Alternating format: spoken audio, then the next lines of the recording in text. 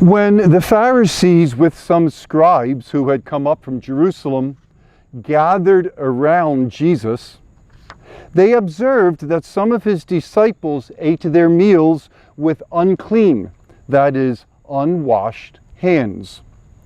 For the Pharisees, and in fact all Jews, do not eat without carefully washing their hands, keeping the traditions of the elders. And on coming from the marketplace, they do not eat without purifying themselves. And there are many other things that they have traditionally observed. The purification of cups and jugs and kettles and beds.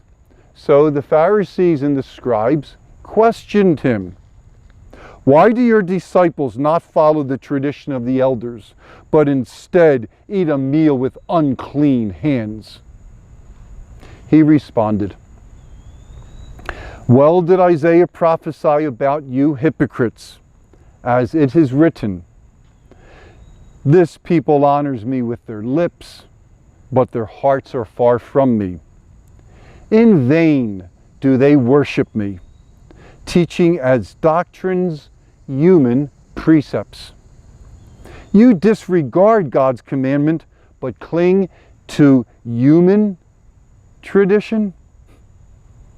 He summoned the crowd again and said to them, hear me, all of you, and understand that nothing that enters one from outside can defile that person.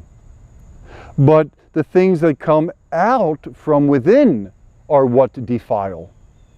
From within people, from their hearts, come evil thoughts, unchastity, theft, murder, adultery, greed, malice, licentiousness, envy, blasphemy, arrogance, folly. All these evils come from within, and they defile. Okay, one of the reasons all those washings and the things that need to be purified are spelled out is because the Gentiles in this community didn't know Jewish laws. So the Jewish laws needed to be explained to them as sort of the background to Jesus' teaching.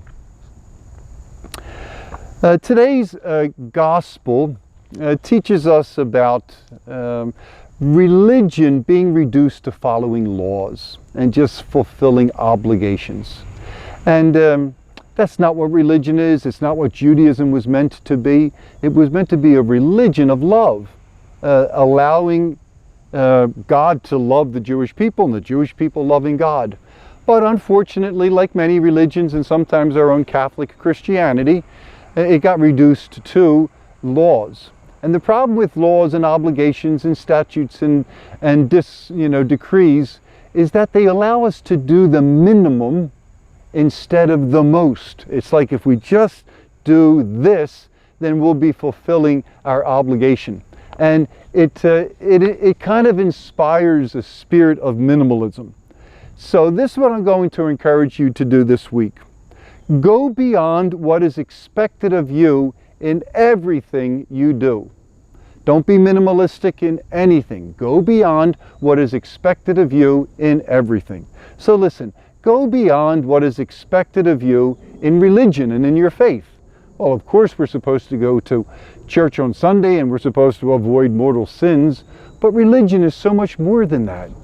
Be more generous, okay? Throw yourself wholeheartedly into your faith, into your relationship with the Father, with Jesus Christ the Son, and with the Holy Spirit.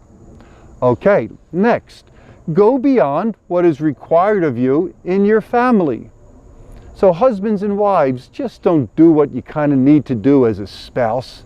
No, be generous and pour yourself into one another. Parents, don't settle for just doing what parents have to do with your children. Love your children. Really invest in them this week. The same with children. Don't just, do your chores because your father or your mother's asking you. No, love your parents this week. Be more than you need to be. And also siblings, your brothers and sisters. Be nicer to your brothers and sisters than you really need to be just because you live under the same roof. Next, go beyond what is required of you at work. You know, sometimes we can just kind of put our time in, get there late, leave a little early, and do no more than that. Jesus didn't work that way in his life. Jesus worked hard in the carpenter shop with his father Joseph, and when Joseph died and Jesus was probably still working there, he worked hard and he was generous. So do the same at work. And finally, you know what? Go beyond what is required of you in your interactions with other people. This week, choose a couple of people that you really want to invest in, that you want to be generous with, and go beyond what's merely required to establish a good working relationship with them. Go beyond that and really love them as your brothers and sisters. Thanks everyone, and God bless you.